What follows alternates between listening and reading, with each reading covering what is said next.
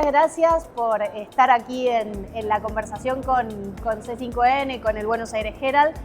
Lo que te escuché decir recién en relación a la competitividad, había un mix de un análisis positivo de ciertas cosas que se hicieron hasta acá y algunos desafíos.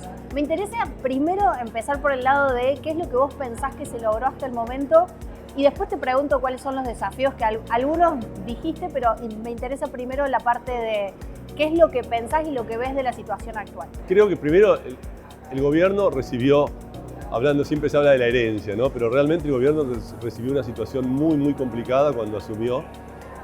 Si uno estuviera en un panel de abogados diría que recibió un país en concurso preventivo, porque tenías una inflación galopante, casi ya a niveles de hiperinflación. Las empresas no podían ni siquiera, en el caso de AmCham, construir un presupuesto. No se podía saber qué es lo que necesitabas invertir para desarrollar tus actividades durante el año. Tenías una debilidad en el sistema financiero también por la cantidad de emisión que había de títulos en pesos. No podías acceder al mercado de capitales, te faltaban dólares en el Banco Central. Así que y tenías una situación donde estaba básicamente la economía funcionando con esteroides, ¿no es cierto? Que era la emisión monetaria. Bueno, recibió todo eso y de a poco fueron ordenando el país. Creo que estamos a casi 2 años, un poco menos de eso, y creo que se ha logrado mucho en la parte macro. Y como siempre digo yo y dicen muchos otros, sin la parte macro resuelta no se puede resolver el resto de los temas. Pero no alcanza. No es suficiente, pero es absolutamente necesario. Exacto. Y bueno, el gobierno todavía estamos en una etapa de estabilización. Yo también considero que si bien pasaron este año y casi 2 años, como digo, todavía falta para estabilizar la economía. Hay que acceder al mercado de capitales, sí. Todavía no se ha logrado hacer eso. Y bueno, comparar al mercado de capitales internacional. Que también es un benchmark muy importante, porque la mayoría de los países de la región, sí, exceptuando Venezuela, hoy pueden acceder al mercado de capitales, aún en condiciones políticas muy complicadas. Como sabés, Brasil tiene una situación bastante complicada, con un Lula debilitado. Perú acaba de renunciar el gabinete. Sí. Es decir, los países, tenés la situación de Colombia, que es bastante complicada, no se sabe cómo viene la sucesión presidencial. Es decir, los países en Latinoamérica también tienen sus situaciones, pero sin embargo todos logran acceder al mercado. Claro. Entonces eso es un termómetro también. Hay que desenganchar de alguna manera el riesgo político en Argentina del riesgo financiero. Absolutamente. ¿No? Y el caso clave es el caso de Perú, ¿no? Perú ha tenido probablemente más crisis políticas que ningún país de la región, muchas más crisis políticas que Argentina, sí, en los últimos años, sin lugar a dudas, pero se ha desacoplado la parte económica, porque tiene un presidente del Banco Central que hoy es un héroe, porque realmente, si bien la mayoría de la gente común no lo conoce, es el que ha logrado estabilizar la economía en Perú y ha logrado continuar con este crecimiento donde las empresas no están preocupadas por lo que va a pasar mañana o pasado con el dólar ni con la inflación. Eso es lo que tenemos que lograr nosotros. Me interesa la parte de cómo se desarrolla el mercado financiero. Tengo un sesgo y veo siempre cuáles son las cuestiones financieras. Pero antes quiero preguntarte sobre los desafíos. Vos decías, la parte de la estabilidad macro es una condición necesaria, no suficiente, y mencionabas en tu discurso algunas cosas relacionadas a infraestructura, algunas cosas relacionadas a la presión impositiva, cuestiones laborales, una serie de cuestiones que son un poco más que traen un poco más de complejidad a la mesa. Dentro de eso, ¿qué es lo que vos dirías? Yo haría este orden, esta priorización.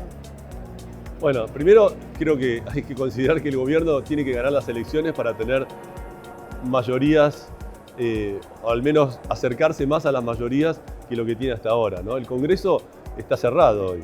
Sí. Entonces, después de lo de ficha limpia, básicamente no sesionó más, se vienen ahora las elecciones, entonces no hay posibilidad de cambiar nada. Y en la Argentina tenés que modificar las cosas por ley, porque eso también te da un marco general para que después, no se vuelvan a cambiar las cosas. Entonces es fundamental eso. Yo creo que tenés toda una parte financiera que creo que realmente si hay alguien que conoce la parte financiera es este equipo económico, entre Bausili, Caputo, Kirchner, sí, son traders, ¿no? Vladimir, claro, Ferro, o sea, son todos Daza, son todos personas que están muy especializadas en la parte financiera y están haciendo lo posible para ir, digamos, dándole más coherencia a ese lado.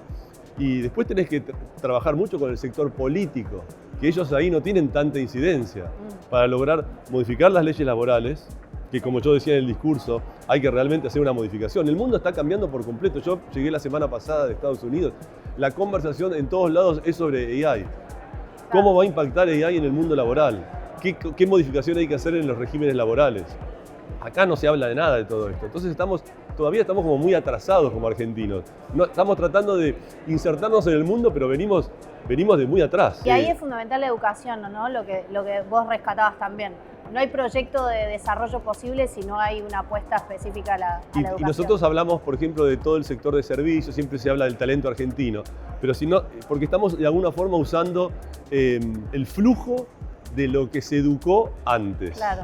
Ahora necesitamos educar a las nuevas generaciones para poder utilizar ese flujo más adelante. Claro.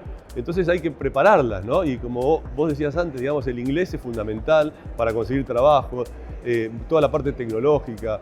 Es muy, muy importante cambiar la educación, que en general la evolución del mundo es tan grande que ni siquiera los maestros y los profesores pueden hacer el catch-up con esto. Sí, te lo digo como docente, o sea que lo sé y lo vivo en la clase y es un desafío constante. Y después el tema previsional, perdón, Sí, dos temas más, ¿no? El tema previsional, que yo siempre insisto, no puede ser que tengamos estos regímenes especiales de privilegio que absorben una gran parte del costo para beneficiar a unos pocos. Es un régimen previsional totalmente injusto. Y el segundo tema es el tema tributario, que creo que ya está en carpeta del gobierno, pero hay que modificar todo el sistema tributario. Sobre todo simplificarlo, ¿no? Y bueno, hay algunos... Ampliar la base tributaria. Eso es muy importante. Es fundamental, digamos, que finalmente se termine pagando impuestos en función de toda la ciudadanía que produce algo y no solamente en algunos.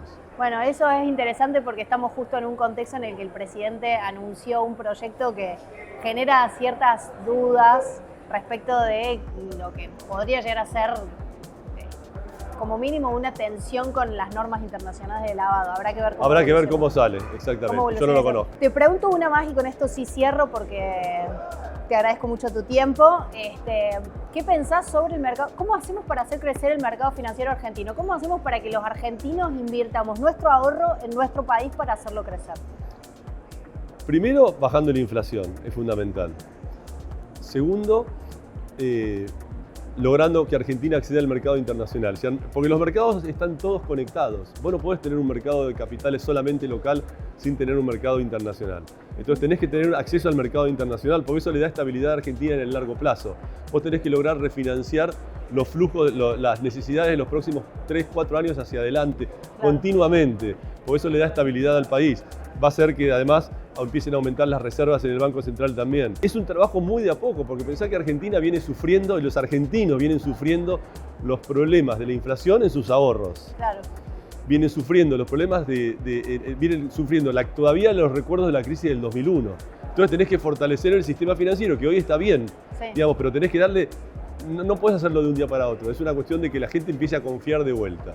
Yo creo que lo más importante, para mí lo más importante de todo, es que Argentina se torne un país donde los cambios, donde el péndulo no vuelva de vuelta hacia el otro lado.